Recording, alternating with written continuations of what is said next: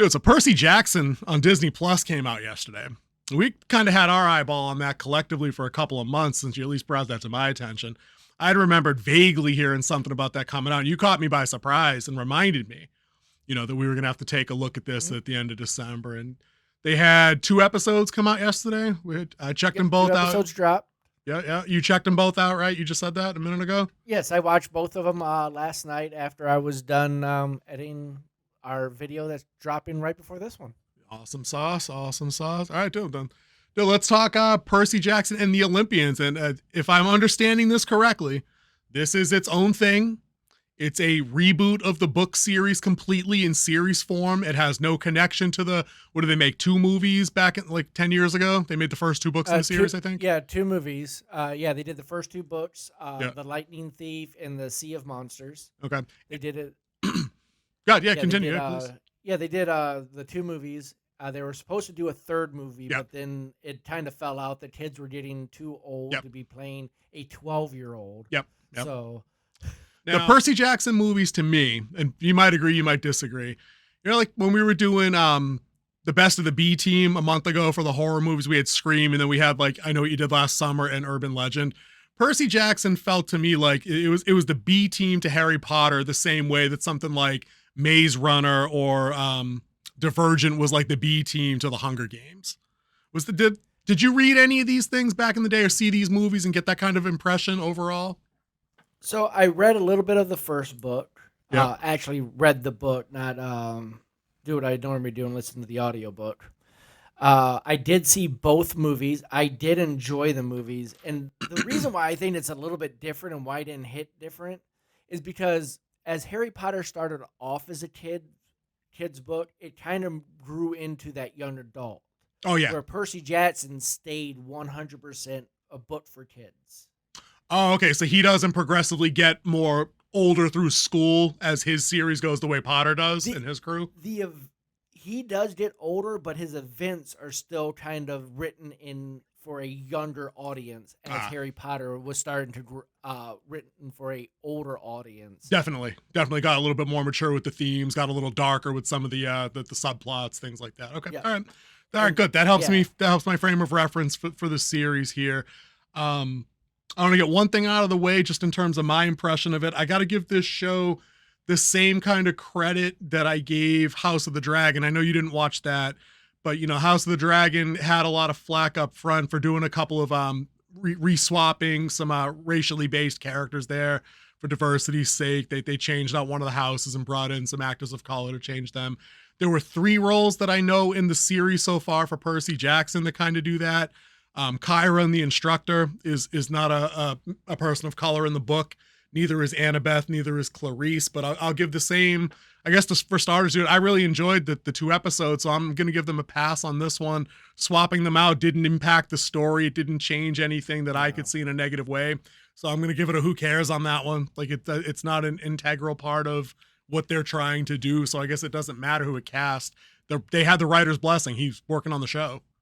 Yeah, and technically, there was no real race written into it other than Percy, who was kind of from his family also had a Greek, his mother had a Greek background. So he was a little bit, Greeks are a little bit more whiter than, I'm just saying in terms of preserving just in terms of preserving the visual media as it was. If they'd only made one reference to somebody's skin color in the books, and that's just what the character's supposed to be in most cases for me.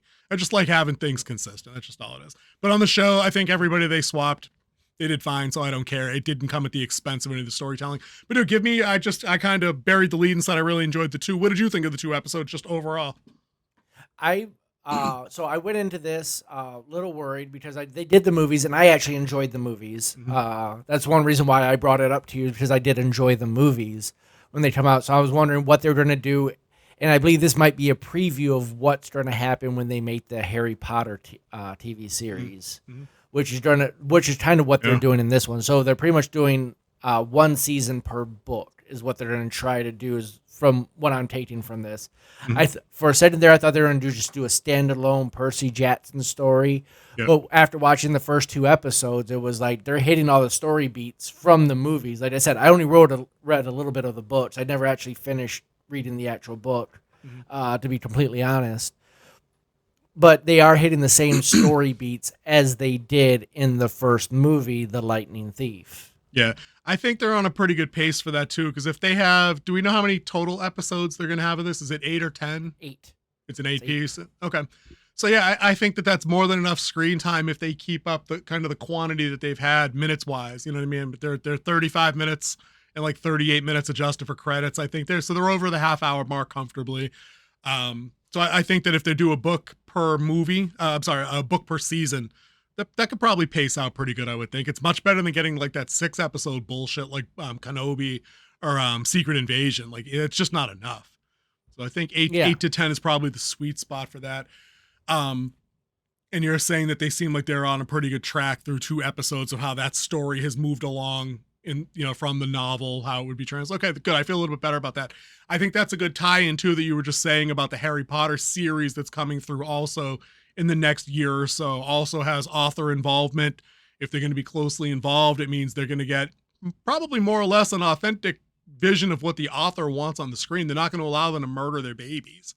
I think Yeah, that's that, probably and better. you can also, with the author there, you can expand backstories when you have more Right. time. Like a movie, you're going to be limited in time, Yep. anywhere from an hour and a half to 2 hours and 20 minutes. You're going to be limited. When you have a series like this where you can go 30 minutes, 40 minutes per episode, you're getting that little extra time, and then the author can really expand visually of what he was trying to portray verbally in his books. Sure. Dude, real quick, give everybody the rundown on just kind of what the Percy Jackson story is. Just because I don't think as many people know it off the back of their hand like the Harry Potter bit. So the Percy Jackson in the Olympians is a takeoff of the Greek mythology of how the gods, primarily the main ones like Zeus, The big three. Poseidon, Yep. Hades, Yep. Aphrodite. You have Diomedes, Hermes.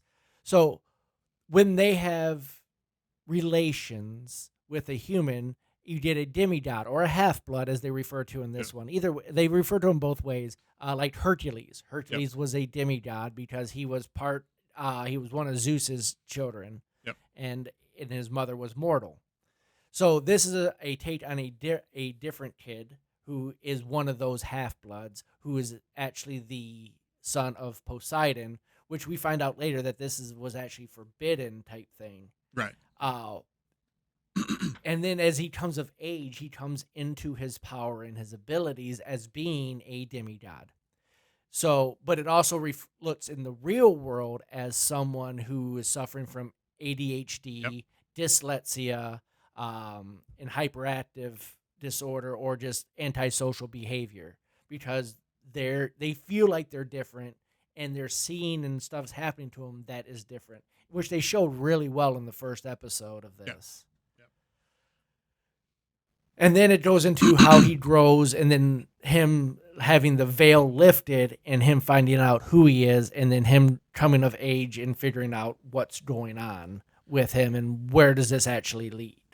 And of course, that whole entrance into the new world as he does that whole come of age story arc with the newfound abilities comes the newfound threat and danger, and that it's revealed to him that there are going to be other that other beings are out for his blood, because half-bloods aren't typically tolerated, like you said, on that other side of the veil. They represent a certain kind of danger to certain figures on the other side of things. So he's kind of in peril right away. So good coverage on the backstory there. So yeah, different than Harry Potter, kind of the same. It's a kid who's a misfit where he goes. It's tough for him to find friends. In this, they do a better job, in my opinion, than Harry Potter's stuff. They did tie it into his awkwardness being maybe he's got some developmental issues or some learning disabilities. He's kind of awkward. He gets picked on. I thought they did, for somebody that hasn't read the books, hasn't seen the movies, I like this character already. He seemed like a very genuine kid. He wasn't trying to hurt anybody. He wasn't bad-mouthing anybody. He got picked on. There was a moment in that lead-up, spoilers, if we might just come across them in casual conversation, guys, where it looks like his best friend kind of sells him out after he hadn't had friends for a while. So that kind of hurt. The teachers are kind of dicks to him. He's got that one teacher that has his back, though, and you're kind of like, okay, that's the mentor. You know what I mean? Him and mom have a decent relationship. I think the uncle, they tried to play him up like a douche nozzle, but I think he'll end up being That's okay. the boyfriend. What's that? That's his mom's boyfriend. Was that the boyfriend? I thought that was her brother. Yeah. No, that's Gabe. That's her boyfriend. Oh, okay, I totally read that wrong, or maybe I heard it wrong. I thought they said Uncle so and so. Maybe that's just what he's supposed to call him. I don't know. Okay, that's weird. I'll have to go back and rewatch that. But anyways, I think he'll end up being okay because there were shades of him being comically accepting of like what was going on at the beginning, like when she had to take the car when they were going on their little road trips. I don't know. We'll put a pin in that. Don't spoil that for me if you know. But it was a good setup. They covered a lot of ground quick, and I wanted to just hit on the pacing real quick because that's something you and I always talk about on these shows. I think this was a much better organized. It was much more fluid. Everything just seemed to work as it kind of progressed. There was a natural flow to the story where they set up the status quo, they hit him with the obstacles, they explained just enough that way you didn't feel like you were out of the loop. They had the big action sequence at the end of episode 1 and the setup for episode 2. And then they rinsed and repeated for episode 2. A little setup, little exposition, let us know what's going on in the world, how it's changed, big action sequence, set up for the next episode. It just seems super efficient and effective in a way that I had to double check I was watching Disney Plus, because this has not been our experience with most Disney Plus shows for 2 years. You know? Well, it also shows that when you have the creator who's also the author who's working with it, they take more time and care. Case in point, Andor, the creator of the character, creator of the Rogue One universe, I'm going to call it. Yep. You have a much better product there than you do when you have someone who's just thrown in there and thinks he's, Spielberg. I could direct Star Wars. Right. And it doesn't work, Ahsoka. But moving on. Yeah, for sure. This was, you could definitely tell that they really cared about telling the proper story. And and they hit you with enough exposition, but not in a way where you're bored of the exposition, where it's just exposition dumps. They explain like how they're hated and stuff like that, how they have creatures that are coming after them. I think the intro to the whole show was great, where he's there and he's like talking and explaining who he was and what it's all about, and then it led into the events that got him to that point. I love intros like that. I liked having that. Some of the, like I talk about prologue all the time when we talk about these shows, where you have the promise, and like it could be something that happened way back in the past, or to be somewhere in the middle of the story, and then the rest of the book is to get you to that point that you already saw in the prologue, and that's what we got for the prologue in this one, is to get you to that point. Dude, agree wholeheartedly, and it had kind of an old school feel to it too, because I feel like shows did that a lot back when. Like I'm thinking of shows like Sliders. I'm thinking of shows like I just did a rewatch of Grimm the other day, and there were a few seasons worth of Grimm up front where it said like what a Grimm was and what their job was, you know, or a show like Quantum Leap from even backer in the day, where it tells you exactly what the show is about. They invented this thing, it shot this guy all through places in time, and he hopes the next leap is the leap home. Every week they just set you up for like what you're gonna see, you know. And I think you're right. This show accomplishes so much in such a tight window. It's very efficient, and I like that. I'm reminded of the last couple of things that we watched where I'm like, dude, I was so bored during the middle that I don't remember what happened. You know what I mean? I remember what happened all through these shows because I'm pretty sure I didn't pick my phone up once.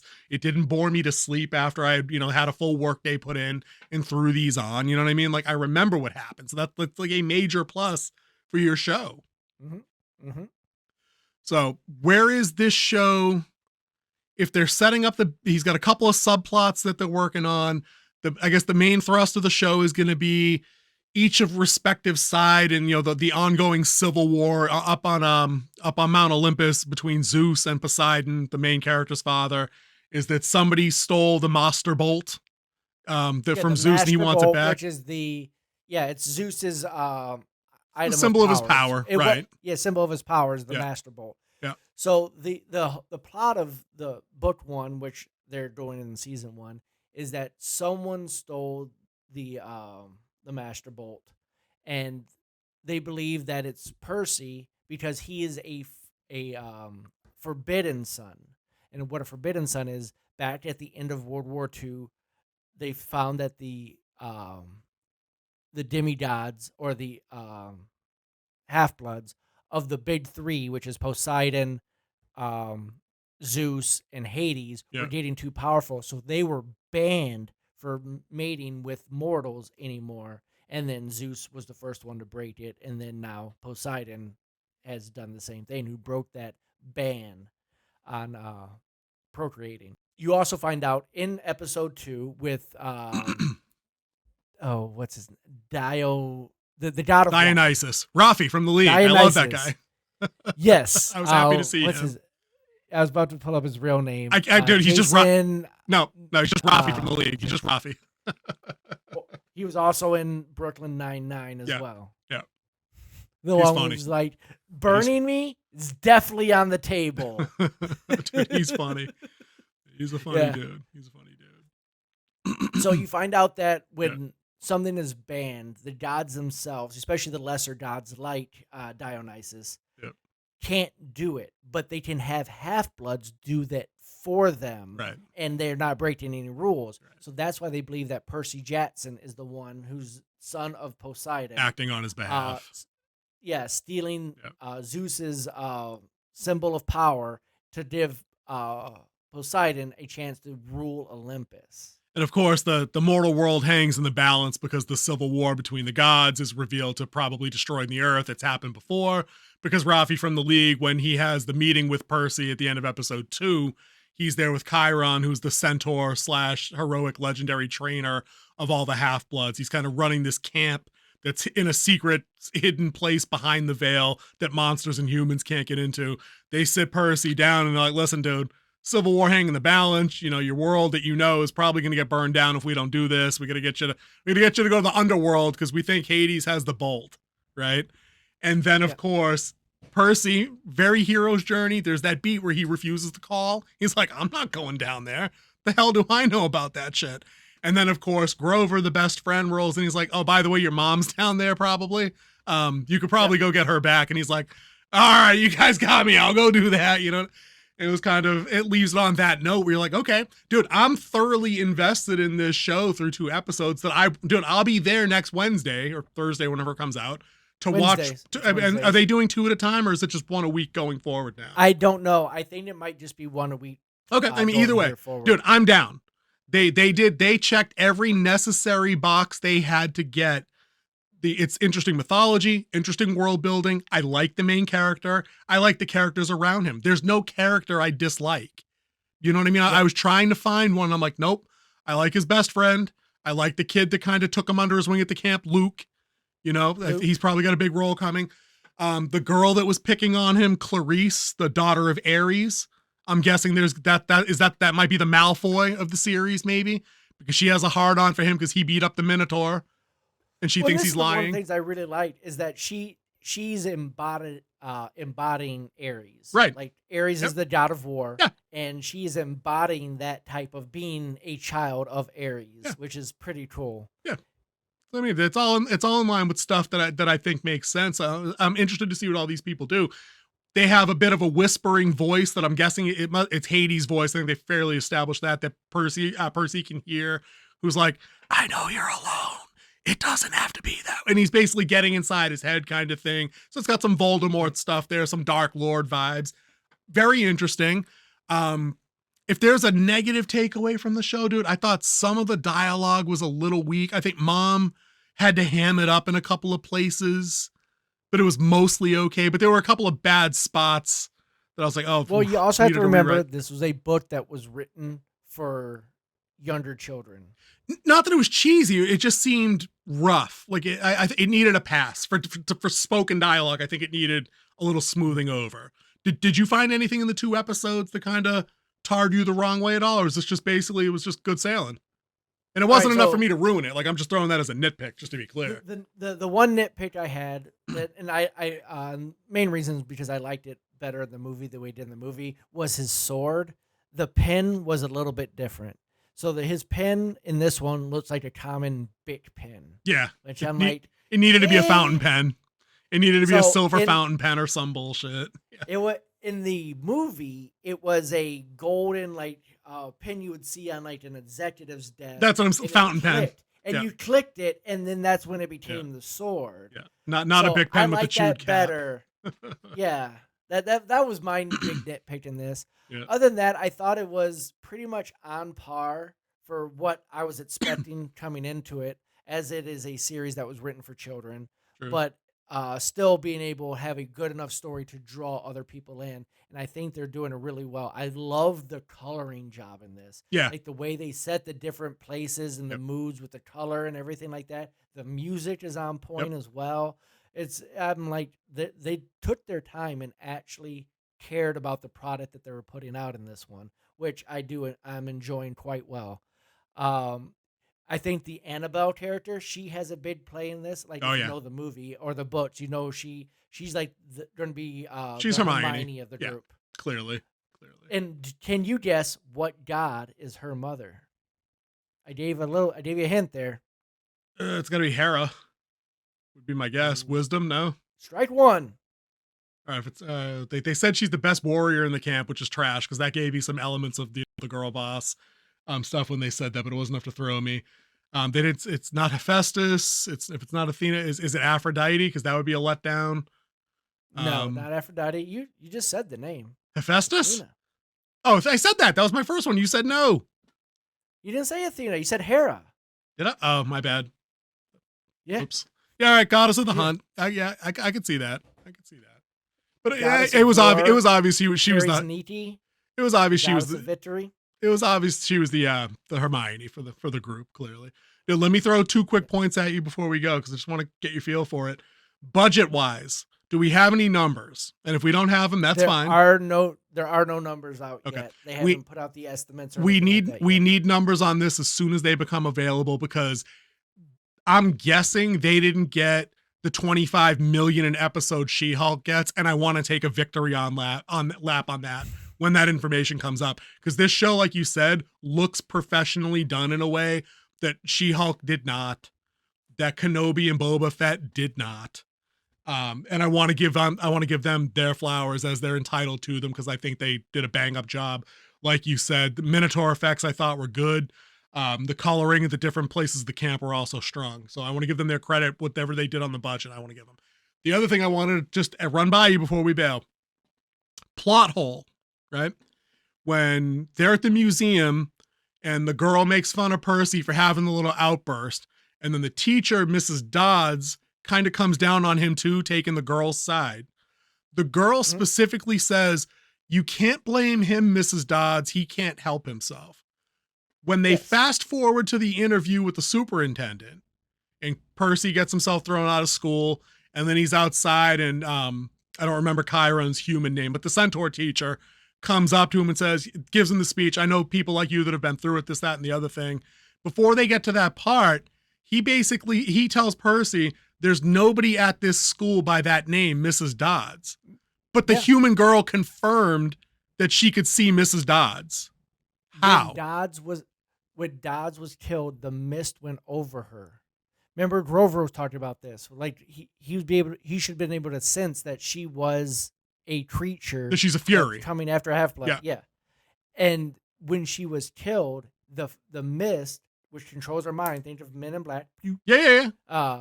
It totally erased her from everyone's memory. Because she was a magical being. Okay. So they could see her until that happened and she died, and then all the mortals completely forgot she was there. But then why would Chiron lie to Percy about that at that point? I don't understand that because he's the one that told him there's nobody here by that name.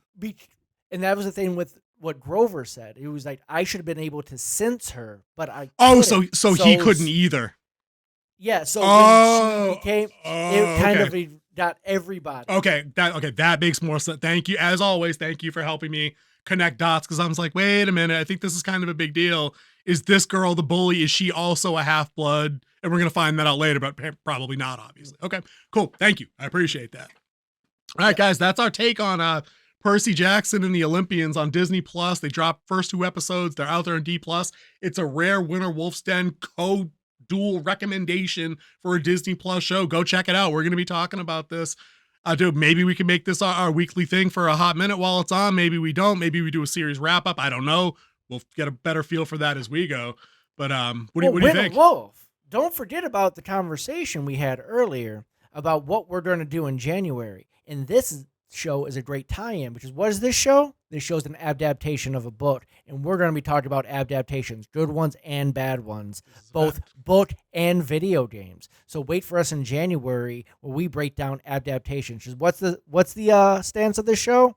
Adaptations are hard. Indeedly. All right, guys, I think we're going to take off and go get this edited up so we can get 2 things up for you guys by the weekend. We appreciate you stopping by, and we will see you in the next one.